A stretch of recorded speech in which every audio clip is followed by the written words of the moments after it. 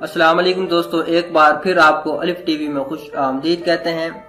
दोस्तों, आप में से अक्सर जादू देखने के बहुत ही ज्यादा शौकीन होंगे और कोई भी शख्स ऐसा नहीं है जिसे जादू देखने का शौक न हो। जादू के कारनामे स्टेज पर परफॉर्म करने के काबिल बनने के लिए बहुत वक्त लगता है। ये बहुत ही मुश्किल काम है क्योंकि इसमें एक छोटी सी भूल भी मैजिक ट्रिक को एक्सपोज कर सकती है।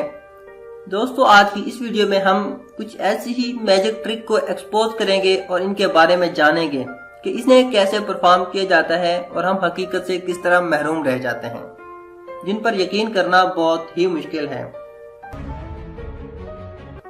दोस्तों, ये मैजिक देखने में बहुत ही खतरनाक लगता है, लेकिन इसे लोग बहुत ही ज्यादा पसंद करते हैं।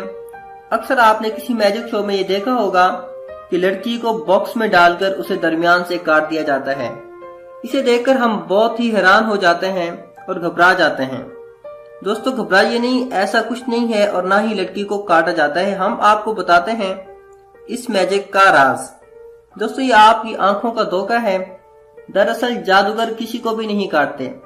दोस्तों, इस जादू को परफॉर्म करने के लिए दो अलग-अलग बॉक्स में एक एक लड़की को रखा जाता है और उन दोनों बॉक्स को एक साथ मिला दिया जाता है और जादूगर उसको दरमियान से काट देता है।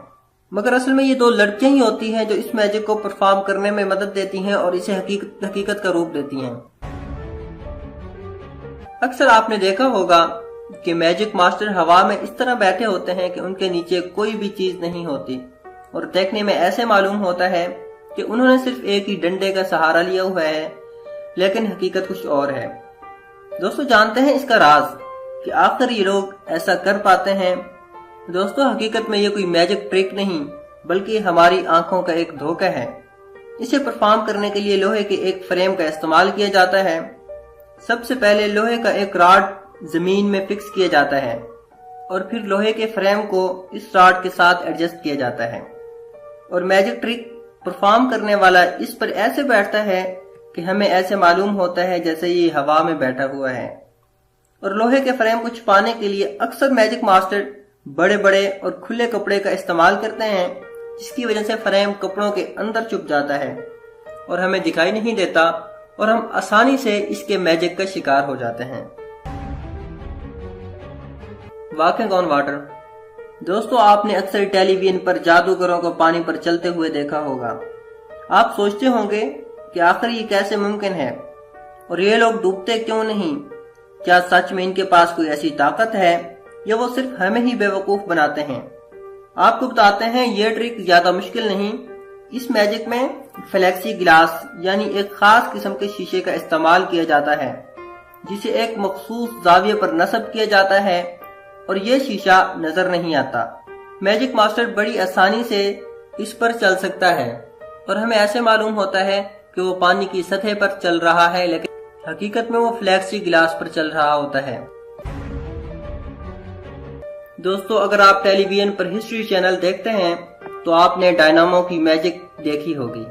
ये जादूगर अपनी अनोखी मैजिक ट्रिक्स की बदौलत दुनिया भर में बहुत मशहूर है। दोस्तों, इसकी एक ट्रिक बहुत ही मशहूर हुई है। एक बार उसने एक आदमी का मोबाइल लेकर उसे इस तरह से मरोड़ा कि उसका आधा हिस्सा पीछे की तरफ घूम गया, जिसे देखकर वहां पर मौजूद सभी लोग चौंक गए। दोस्तों, हकीकत में ऐसा नहीं।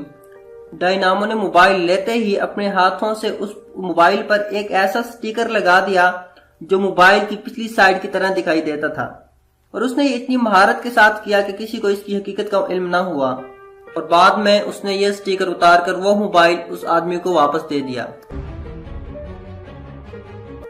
दोस्तों, आपने कभी कॉफी को सिक्कों में बदलते हुए देखा होगा। अगर नहीं तो ये देखिए।